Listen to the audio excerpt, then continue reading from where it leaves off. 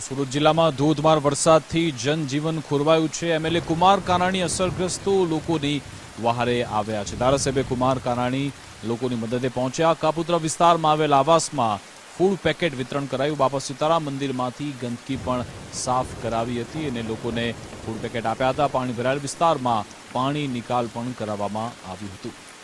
સુરત જિલ્લામાં ધોધમાર વરસાદથી જનજીવન ખોરવાયું છે। આ એલએસ રોડ ઉપર બાપા સીતારામ આવાસ મારો વિસ્તાર છે। 2 દિવસથી જે સતત વરસાદ વરસી રહ્યો છે આ વિસ્તારની અંદર 6-7 ફૂટ પાણી હતું। લોકોના ઘરમાં પાણી ઘૂસી ગયું હતું। સવારથી અમે અહીંયા સૌ ટીમે કામે લાગી છે। વહીવટી તંત્ર અધિકારીઓને બોલાવીને પાણીનો નિકાલ કર્યો છે અને પાણીનો નિકાલ કર્યા પછી અહીંયા સાફ સફાઈ કરી અને અત્યારે આરોગ્યની ટીમ પણ આવી રહી છે। સાફ સફાઈ કરી દવાનો છંટકાવ કરશે અને ઘરમાં લોકોના પાણી ઘૂસ્યા હતા એટલા માટે લોકોએ બપોરે રસોઈ પણ બનાવી શક્યા નથી અને એટલા માટે અત્યારે ફૂડ પેકેટની પણ વ્યવસ્થા કરી છે।